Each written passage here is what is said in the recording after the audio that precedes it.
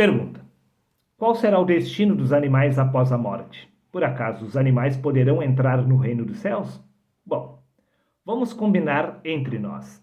Quando você chegar na eternidade, faça esta pergunta a eles, pois os animais estarão ensinando os seres humanos no reino dos céus. Quer que eu prove?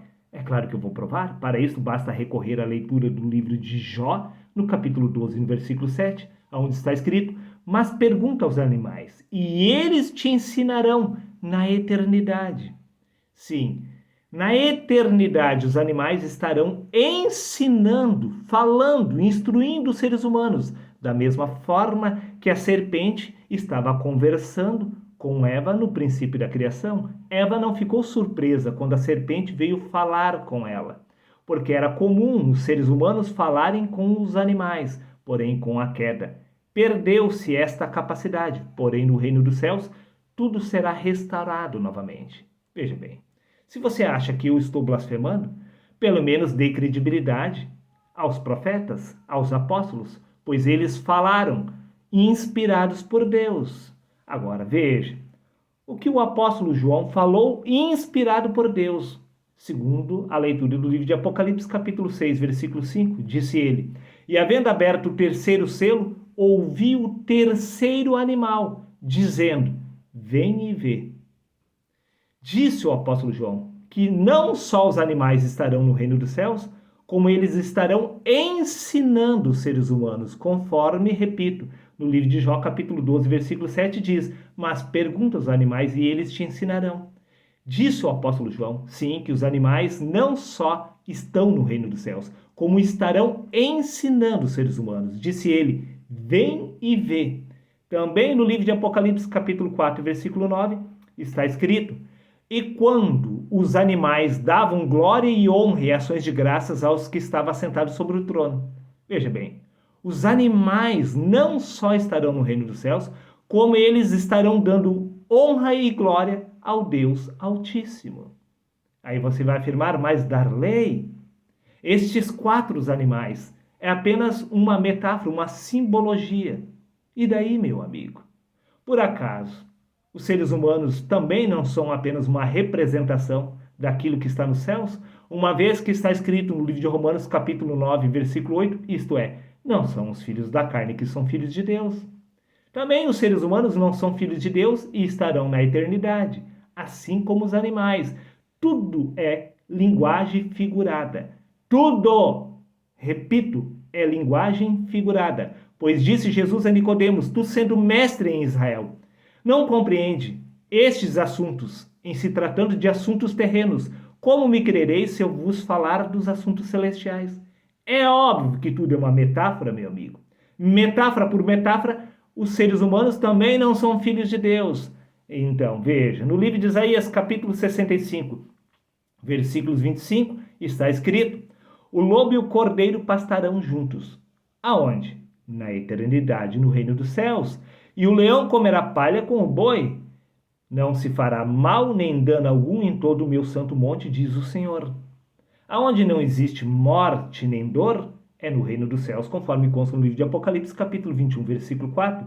Eles enxugará dos olhos toda lágrima e a morte já não existirá. Por isso, vemos o boi pastando junto com o leão. E nenhum fazendo mal ao outro, pois lá não existe morte. Então, sim, os animais estarão no reino dos céus, assim como os seres humanos, que também são animais. Pois o que é nascido da carne é apenas carne, disse Jesus. Porém, veja que curioso, que interessante. No livro de Gênesis, no capítulo 1 e no versículo 24, está escrito: E disse Deus: Produz a terra alma vivente conforme a sua espécie. Porém, na tradução hebraica diz: E disse Deus: Produz a terra criatura vivente, conforme a sua espécie.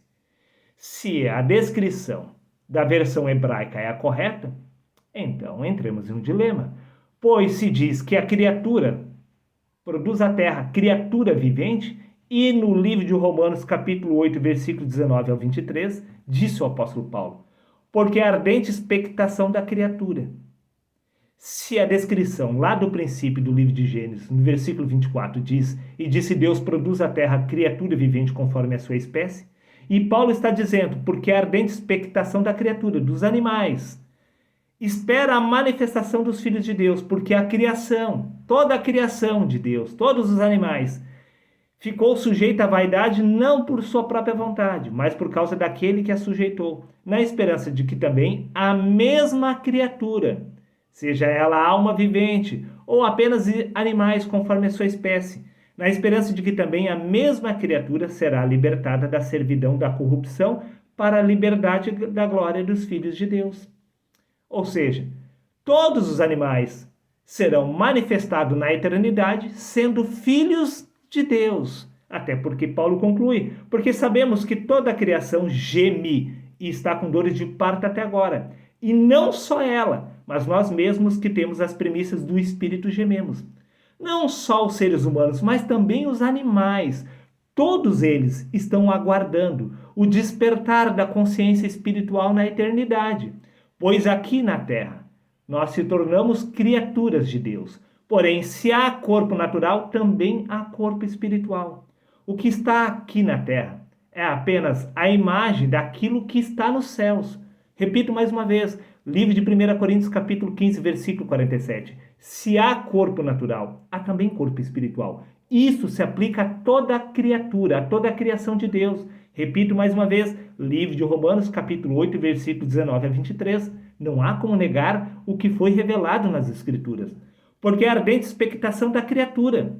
Todos os animais, toda a criação de Deus está aguardando a manifestação do despertar da consciência espiritual na eternidade, pois lá serão manifestos os filhos de Deus, aqui na terra. Nós não somos filhos de Deus. Repito mais uma vez, livro de Romanos, capítulo 9, versículo 8, porque não somos filhos da carne que são filhos de Deus. Aí você vai afirmar, mas Darley, nós somos feitos à imagem e semelhança de Deus. Com quem você aprendeu isso? Veja, meu amigo. No Evangelho de João, capítulo 3, versículos 6 e 7, disse Jesus, o que é nascido da carne é apenas carne, mas o que nasce do Espírito, este se torna um Espírito. Por isso, disse Jesus, necessário é nascer de novo, porque o que é nascido da carne é apenas carne. E no livro de 1 Coríntios, capítulo 15, versículo 49, disse Paulo, e assim como trouxemos a imagem do que é terreno, também após nascer do Espírito, traremos a imagem do celestial. O primeiro homem não é filho de Deus, meu amigo. O que é gerado pela carne é apenas carne. Nós trouxemos a imagem do que é terreno, não a imagem do celestial. Por isso, Jesus afirmou que é necessário nascer de novo. Ou seja, nós não estamos em vantagem em relação às outras espécies de animais, porque nós também somos animais. Prova disso é que no livro de Eclesiastes, capítulo 3, versículo 19 e 20, está escrito: certamente o destino do homem é o mesmo do animal. O mesmo destino os aguarda, como morre um, assim morre o outro. Todos têm o mesmo fôlego de vida. O mesmo fôlego de vida que está nos animais é o mesmo fôlego que Deus soprou em Adão. Nenhuma vantagem tem, meu amigo. Prova disso que no livro de Gênesis, capítulo 1, versículo 30, está escrito: e todo animal da terra, e todas as aves dos céus, e todo réptil da terra, em que há alma vivente. Porém, na versão hebraica diz, em que há fôlego de vida. O fôlego de vida, descrito no livro de Eclesiastes, capítulo 3, versículo 19 e 20, é o mesmo dos animais. Não há um outro fôlego. O fôlego é a representação do Espírito. O mesmo Espírito que está em nós é o mesmo Espírito que está nos animais. Porém, o corpo morrendo, ele retorna ao pó e o Espírito retorna a Deus. O mesmo se repete em relação aos animais. Quando o pó retorna ao pó, o Espírito deles também retorna a Deus, meu amigo. Não há como negar. Prova disso que no Evangelho de João, capítulo 1, versículos 11 ao 13, está escrito: ele veio para o que era seu, mas os seus não o receberam. Mas a todos quantos o receberam, deu-lhes o direito de se tornarem filhos de Deus, os quais não nasceram da carne, nem da vontade do sangue. Está vendo, meu amigo?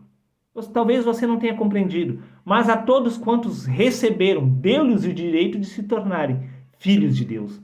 Você não nasceu sendo filho de Deus, você é criatura.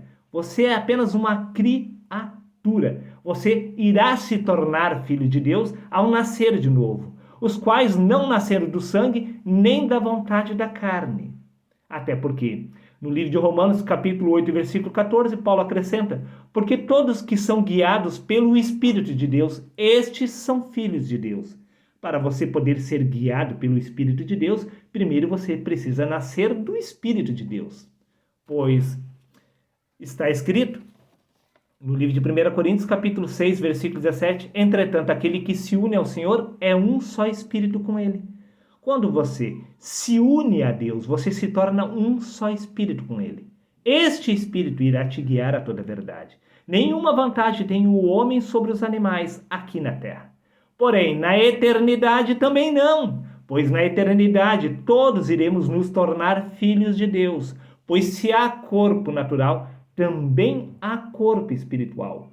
O corpo que está aqui na terra é apenas um reflexo daquilo que está na eternidade.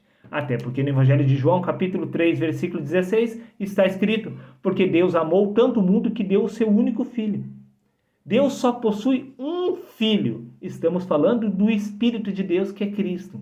Até porque no Evangelho de Mateus, capítulo 3, versículo 16 a 17, está escrito: assim que Jesus foi batizado, saiu logo da água. E naquele momento se abriram os céus, e ele viu o Espírito de Deus descendo sobre ele. Então, uma voz do céu disse: este é o meu filho amado. O filho amado é aquele que estava descendo dos céus, não Jesus. Jesus estava aqui na terra, ele viu o céu se abrindo. E ele viu o Espírito de Deus descendo sobre ele. Este Espírito de Deus é o único filho amado.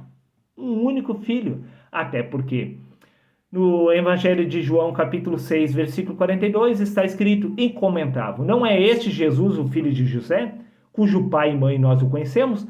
Como pode então ele dizer, eu desci do céu? Jesus não desceu do céu. Jesus estava aqui na terra aos 30 anos de idade.